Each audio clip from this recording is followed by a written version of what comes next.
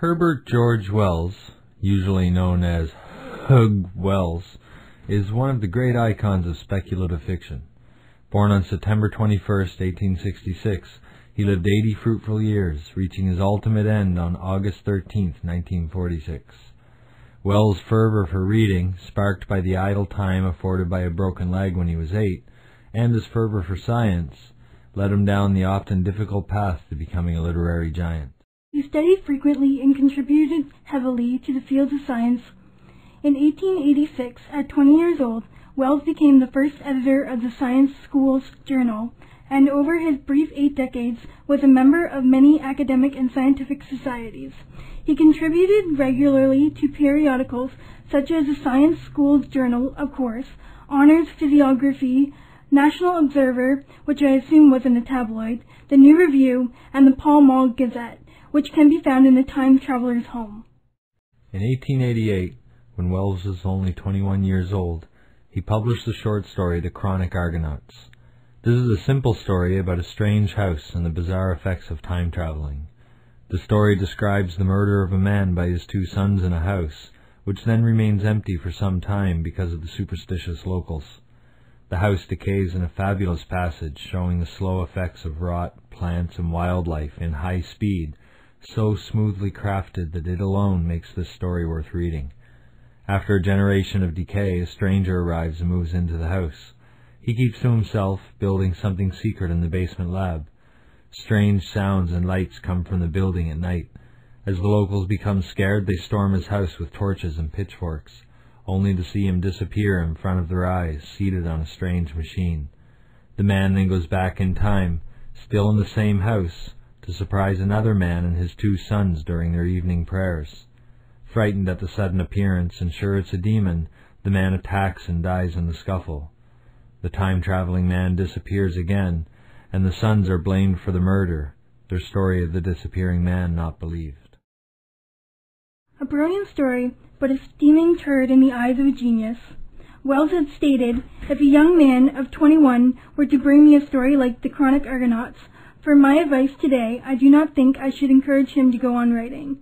Despite the master's opinion, this story started him off on the concept that would become his flagship, and may have been the first conception of a vehicle that could navigate time.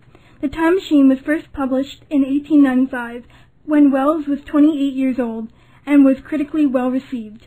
It was serialized over 5 months and then later published as a compiled novel.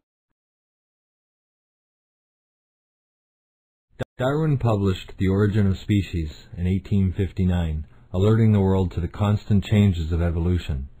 He held that evolution meant growing complexity and thus improvement, inevitably leading to perfection of a species. Though Wells recognized the merits of Darwin's theories, he referred to this advance toward perfection in a derogatory tone, as Excelsior biology. According to Wells' ideas on what he calls zoological retrogression, a species can become more suited to its environment and thereby more successful reproductively by degenerating or becoming more simple than its ancestors. These ideas are inspired by and inspire allies such as Thomas Huxley and E. Ray Lankester. The Industrial Revolution and the madness of urban centers gave rise in this era to an awareness of many sociological concerns, some of which incorporated Darwin's ideas of natural selection.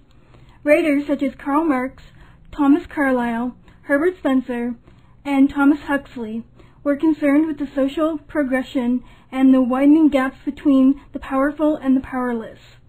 This social gap, clearly, but not exclusively economic, would become a central theme in Wells' vision of our distant future in The Time Machine. No term is so twisted and misused in science fiction as dimension. In the vast majority of uses, the word is taken to mean an alternate place of existence, such as a parallel world or a second reality. So seldom is it remembered that a dimension is merely a subject of measurement. Wells uses the concept of a fourth dimension not as a location or passageway into the future, but as a way of explaining how time could be traversable.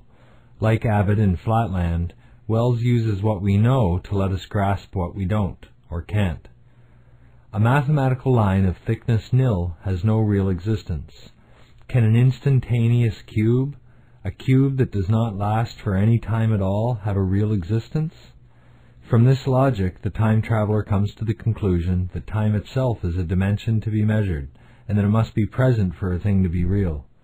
Thus, he proposes, just as one can move up, forward, or aside, one also moves through time. The problem is that we're constantly moving through time at a fixed velocity, but the time traveler has developed a vehicle by which we can control our velocity and direction in time.